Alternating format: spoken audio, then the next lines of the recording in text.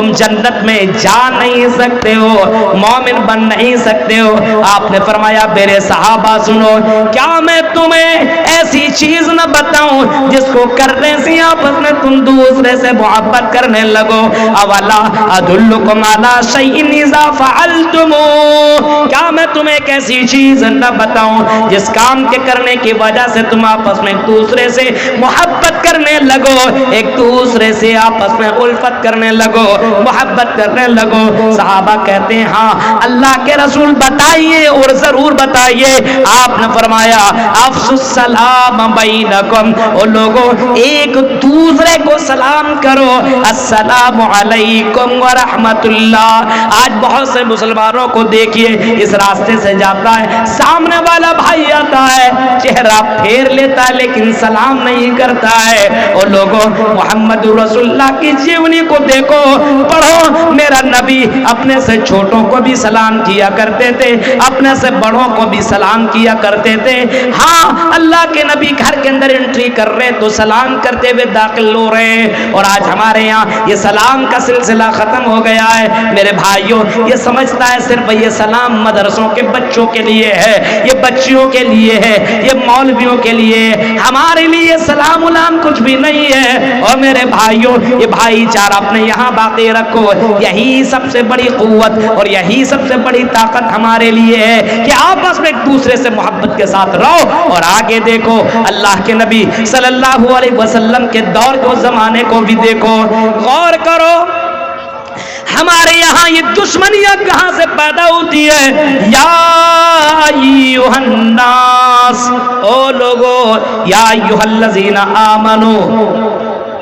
ایمان والو، ایمان والو، تم آپس میں ایک دوسرے کی جاسوسی نہ کرو، آپس میں ایک دوسرے کے اوپر بدگمانی نہ کرو، ہاں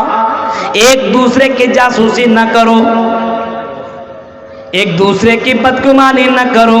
بدگمان دوسرے بھائیوں میں نہ ہو۔ ہاں کسی کے پاس اگر کوئی تمہارے پاس کوئی خبر لے کر کے آئے تو اس کی تحقیق کر لیا کرو۔ اذا جاءکم فاسق بنبأ فتبینوا، اگر کوئی تمہارے پاس اگر خبر لے کر کے آئے کہ فلاں بھائی تیرے بارے میں یہ بولتا ہے، تیرا بھائی تیرے بارے میں یہ کہتا ہے، فتبینوا، تحقیق کر لیا کرو۔ اگر تحقیق نہیں کرو گے تو کسی کے بات میں لگ کر کے دشمنی پیدا کر لو گے اور آپس میں ایک دوسرے کے دشمن بن جاؤ گے۔ تحقیق کر لیا کرو، دشمنی نہیں ہوگی، آپس میں ایک دوسرے کی تحقیق کر لیا کرو۔ ذرا دیکھو عمر فاروق کے دور میں سعد بن وقاص کے بارے میں کوفہ والے نے شکایت کی اور عمر فاروق کو کہا اے امیر المومنین، اے عمر فاروق، کوفہ کا جو گورنر ہے سعد بن وقاص جو گورنر ہے، اس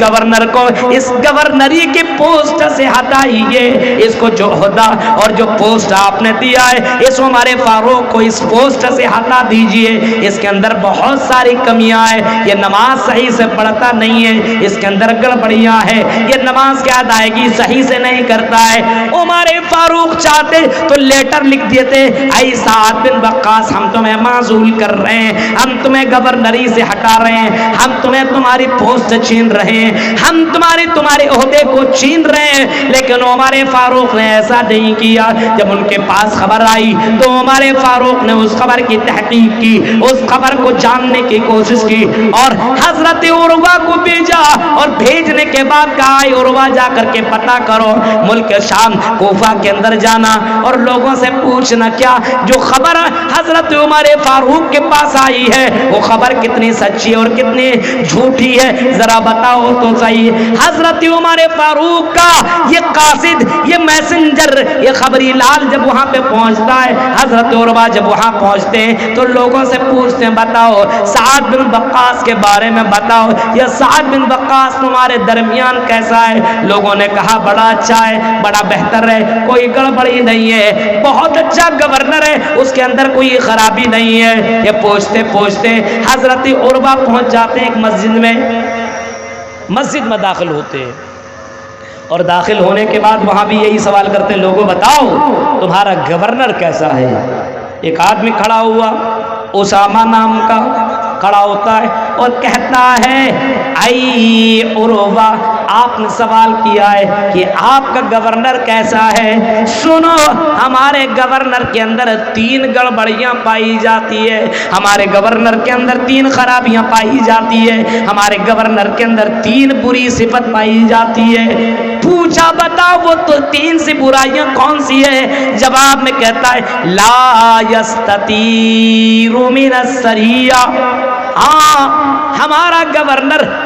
میدان جنگ میں فوجیوں کے ساتھ نہیں جاتا ہے، فوجیوں کے ساتھ میدان جہاد میں نہیں جاتا ہے، اور ہمارا گورنر لا یقسم بالسویہ، ہاں ہمارا گورنر صحیح سے تقسیم نہیں کرتا ہے، ولا یعتدل فی القضیہ، اور ہمارا گورنر صحیح سے فیصلہ نہیں کرتا ہے، انصاف کا فیصلہ نہیں کرتا ہے۔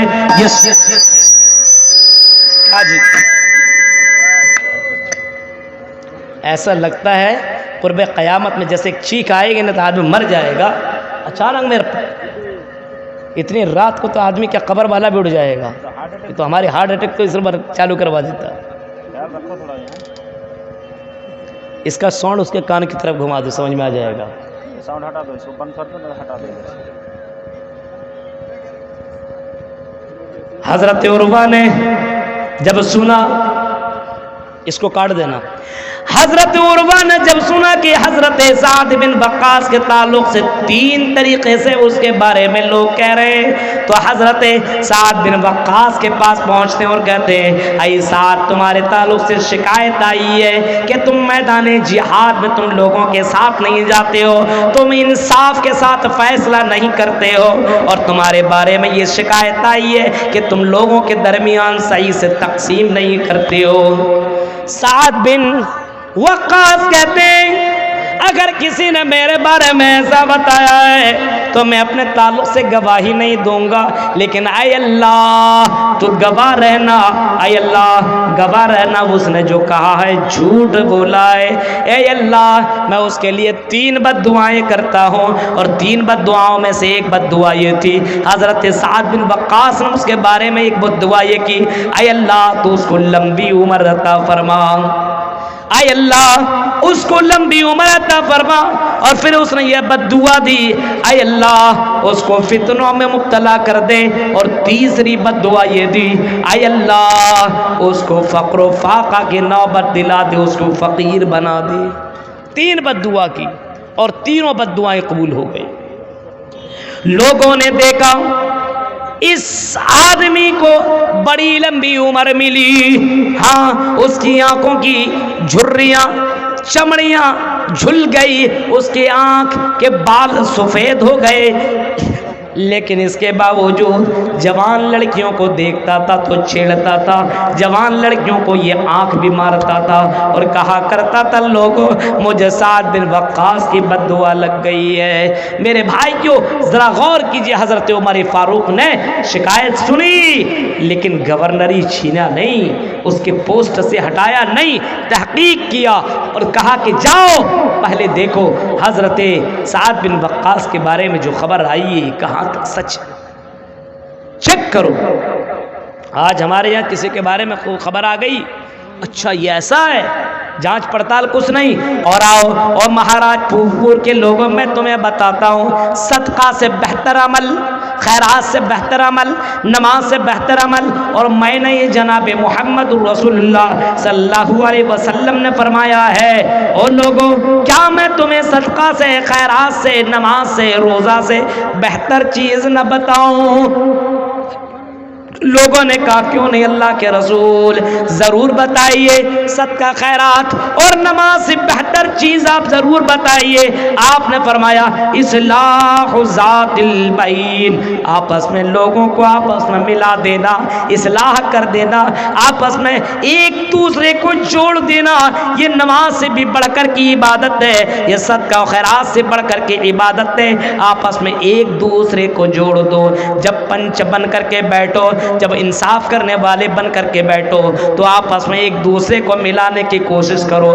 آج ہمارے یہاں طلاق کی نوبتیں بہت آتی ہے۔ طلاق اللہ کی نظر میں سب سے بری چیز ہے۔ اس وجہ سے میرے بھائیوں آپس میں ایک دوسرے کو جوڑنے کی کوشش کرو۔ اور معلوم ہے جھوٹ کتنا بڑا گناہ ہے، بہت بڑا پاپ ہے جھوٹ بولنا۔ لیکن مہاراج پور کے لوگوں میں بتاؤں، اگر آپ کسی بھائی کے درمیان دشمنی ہے، بہن بہن میں دشمنی ہے، بھائی بھائیوں میں دشمنی ہے، خاندان میں دشمنی ہے، تو اللہ کے نبی فرماتے ہیں اگر کوئی آدمی یہ کام کرتا ہو، دونوں کو آپس میں ملا دیتا ہو۔ ایک آدمی آئے اور کہے عبد الرحمن تیرا وہ بھائی جس سے تو بات نہیں کرتا ہے، تیرے بارے میں بڑی اچھی باتیں کر رہا تھا، تعریف کر رہا تھا، تمہارے بارے میں بڑی تعریفیں وہ کر رہا تھا، اور پھر اس کے پاس جائے اور اس سے کہے عبداللہ تیرا بھائی بڑی تعریفیں تیرا کرتے رہتا ہے، اور دونوں کے دلوں میں محبت پیدا کروا دو اور آپس میں دونوں کو ملا دو۔ ہاں، اس کو اللہ کے نبی نے جھوٹ نہیں کہا ہے۔